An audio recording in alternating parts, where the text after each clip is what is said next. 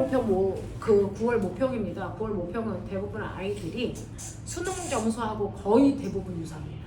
변동이 없습니다. 그래서 9월 모평 점수로 학교를 결정합니다. 대부분 고3 아이들이.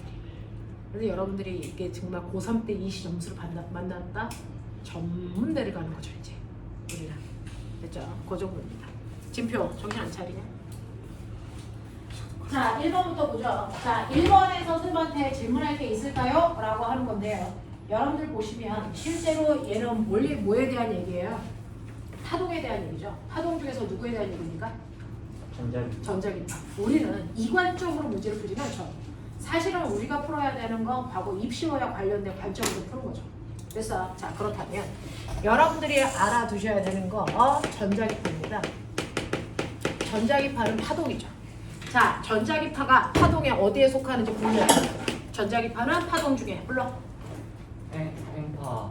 네, 전자기파는 횡파에 속합니다. 횡파라는 건 설명해봐. 횡파가 뭐니? 누구의 진행 방향? 네, 파동의 진행 방향과 매질의 진동 방향이 수직인 파이죠. 그래서 횡파이고요. 그 다음 뭡니까? 매질이 필요 없는 비탄성파입니다. 비탄성파가 전자기파 아니에요? 네, 비탄성파를 이제는 우리가 전자기파로 부르는 거죠.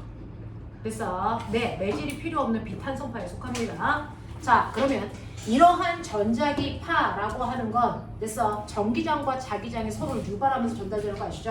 그래서 얘가 이렇게 별에서 전자기파가 발생을 할 때요, 전기장이 이렇게 가면 기억나요? 자기장은 이것과 뭐하게? 수직하게 이렇게 갑니다.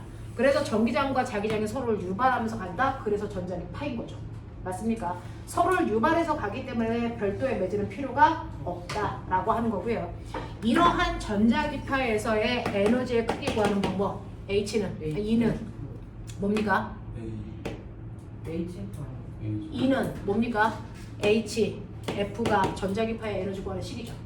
됐어? 근데 그 중에서요, 진공속을 통할 때 여러분들이 알고 있는 것처럼 광속은 항상 불변한데 광속 구하는 식 C는 F 람다죠. 얘가 항상 일정한 값을 가져야 되기 때문에 F는 뭡니까? 람다분의 뭐예요? C. 됐어? 그래서 F 자리에 이거 집어넣으시면 우리는 뭐라고 써도 된다? 람다분의 HC라고 써도 무방하다. 됐어? 그래서 에너지는 진동수와 비례하고요, 에너지는 파장과 뭐하다? 안 비례한다. 되겠습니까? 이렇게 간다는 것도 여러분들이 머릿속에 가지고 계시고요.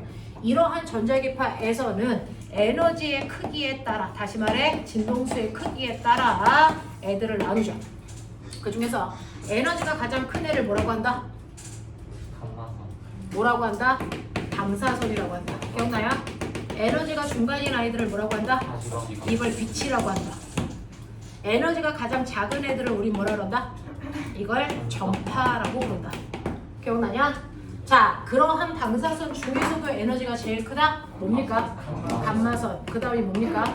X선. 자, 빛 중에서 에너지가 제일 큰 거? 자외선. 그 다음 뭡니까? 가시광선. 그 다음 뭡니까? 적외선입니다. 자, 그 다음에 전파 중에 가장 에너지가 큰 게 마이크로웨이브. 그 다음 뭡니까? 핸드폰 주파수, TV 주파수, 그 다음에 라디오 주파수에 해당되는 얘네들이 에너지의 크기에 따라 우리가 인정을 분류한 거죠. 그래서 얘네들에 따른 역할들은 다 알고 계세요. 감마선 같은 경우에는 항암 치료할 때 우리가 주로 써요. X선은요, 뼈 사진 찍을 때 쓰는 거고, 그 다음에 비행기에서 수압을 검사할 때 주로 쓰는 거죠. 맞아요. 네, 그럴 때 쓰는 거고요. 자외선은 뭡니까? 살균. 네, 자외선은 살균 작용하는 거고요. 가시광선은 물체를 보는 시각 작용하는 거고요. 적외선은 열 작용하는 거예요.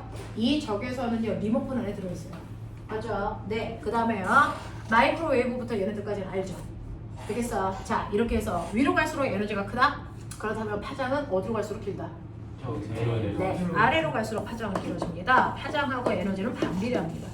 되겠습니까? 이렇게 되는 거예요. 이러한 전자기파에 대해서 여러분들이 머릿속에 집어넣는다면 그 중에서 여러분들이 보시는 C의 영역은 어디에 속합니까? X선을 여기선 C로 왔네요. 맞죠? 감마선 다음이니까. 그 다음에 B는 뭡니까? 자외선과 적외선 사이니까 여러분들이 보시는 B는 가시광선을 얘기하는 거고요. 그 다음에 A는 뭡니까? 적외선과 라디오파라고 하는 게 얘가 라디오파죠. 맞아요. 네. 그러니까 여기에서 요만큼을 뭐로 놨다? 이걸 A로 놨다. 전파의 영역이다. 이런 얘기죠. 되겠습니까? 요렇게 놓고 보시는 겁니다. 자, 그럼 그 중에서 기억은 A에 해당되는 게 아니고요. 기억은 뭐에 해당되는 겁니까? C에 해당된다. 고치셔야죠. 자, 진공에서 파장은 A가 B보다 길다. 네, 파장은 A가 B보다 깁니다. 그 다음에 열 화상 카메라에서 열 밑줄, 열이니까 누구 얘기하는 걸까요? 적외선 얘기하는 겁니다. 됐습니까? 이렇게 된다 라고 하는 거 기억을 좀 해봐 두시면 전자기파입니다. 그래서 전자기판 이런 겁니다. 자, 그러면서 이게 전기장이고 꼬맹아 이게 자기장이면 얘가 진행하는 방향 오른쪽일까 왼쪽일까 판단할 수 있을까? 그것만으로 판단할 수 있어요. 항상 우리는 전기장이 여러분 오른손에서 네 손가락입니다. 그래서 이 전기장을 자기장이 있는 방향으로 감았을 때 엄지손가락이 전자기판의 진행 방향입니다. 맞아요? 네. 그래서 얘는 진행 방향이 이쪽이구나 라고 하는 벡터 합성을 오른손으로 합니다. 알겠어? 이런 것들도 좀 알아두시면 좋겠죠? 라고 합니다. 자, 그 다음에 두 번째요. 자, 그래서 1번 같은 문제는 이과에서 꼴등도 좀 맞는 편. 이과 꼴등도 좀 맞아야 되는 문제. 이거 맞추면 좋아했는데. 이과 꼴등도 맞는 그런 문제를 우리 아이들 중에 틀린 아이가 있을까요? 여기요. 아니 저 이게 뭐지? 이건 꼴등이 아니고 병신 수준이죠. 자, 보명아, 요거요. 요거 조금 이따 2교시 때 수능 볼 텐데 똑같은 경향성으로 나옵니다. 2교시 때도 수능. 네. 그때는 진짜 이거는 진짜 수능을 봐야 돼요. 2교시 때. 지금은 고에 못 나오는 겁니다. 자, 계통은 다 비슷합니다. 됐죠? 1번 문제는 이런 유형이에요. 여러분이 수능 공부할 때 한 3년치에 해당되는 수능 문제하고 모평을 뽑아서 문제를 풀어보시면 한 10개쯤 나올 거예요. 3년치 동안에 보면 한 10개 정도 나오는데 보면 물리는 1번부터 5번까지 그 안에 있는 아이들이 번호가 앞뒤 한 번호 정도 차이 날 뿐 다 똑같습니다. 경향성 다 비슷해요. 그래서 이런 식으로 몰아서 풀어보시면 돼요. 자, 그 다음에 2번 같은 경우에는요. 자석은요. 절대로 두 극을 분리시킬 수 없다는 얘기예요. 그래서 왜 원자 속에 있는 전자의 운동 때문이다 라고 하는 물질의 자석이 나타나는 이유는 설명을 해봐드렸단 말이죠. 그래서 이러한 자석을 잘랐더니요. 한 덩어리 안에 여기가 S극이면 여기가 뭡니까? N이죠. 이게 A예요. 그리고 이렇게 자르면 여기가 N극이고 여기가 S극이죠. 여기가 B란 말이죠. 자, 그랬을 때 자기장 방향은요 라고 한다. 자, 실제로 자기장 방향은요 누가 가리키는 방향으로 결정합니까? 라고 할 때 여기 비교해. 전기장. 전기장은 무슨 구에서 무슨 구로 가니? 전기장은요 플러스 방향에서 마이너스 방향이 전기장 방향이라고 우리가 얘기하죠. 왜 그렇습니까? 이건 뭡니까? 이 안에 있는 플러스 전하가 받는 힘의 방향으로 전기장 방향을 결정했기 때문입니다. 모든 전기적 현상은 플러스 1쿨롱의 전하가 받는 그래서 현상으로 설명합니다. 플러스 1쿨롱.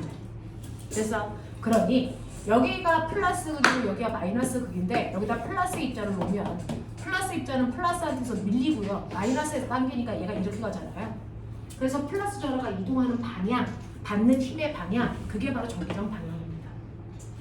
그래서 전기적 현상은요, 무조건 플러스 전하를 기준으로 설명한 겁니다. 그래서 그렇게 하자고 약속을 했어요. 그래서 그러면 자기장은요, 누구를 기준으로 설명한 거예요? 나침판의 N극. 나침판의 N극이 받는 힘의 방향. 이게 자기장 방향의 정의입니다. 자기장 방향은요, 나침판에 있는 N극이 받는 힘의 방향을 우리가 자기장 방향이라고 하자 약속한 거예요, 과학자들끼리. 준서. 그래서 나침판에 N극이 받는 힘의 방향으로 정의했기 때문에 그것 때문에 방향이 결정돼서 나옵니다. 자, 그래서 여러분들이 보시면 여기에 나침판에 N극을 놨다고 치면 이렇게 나침판에 N극이 주변에 있다고 치는 거예요. 그러면 나침반의 N극을 N이 뭐합니까? 밀고요. S는 뭐합니까? 당기겠죠. 그랬을 때 이 둘을 합성한 방향이 N 방향입니다. 여기서도요. 자, N극을 S극이 당기겠죠. N극은 N극을 밀겠죠. 그랬을 때 이 둘을 합성한 방향이 N극 방향으로 그 N극 방향을 부드러운 곡선으로 이렇게 연결하면 이게 자기장 방향입니다. 맞아요. 이렇게요. 뭔가 원인이 있고 원인에 따른 결과가 있는 거예요.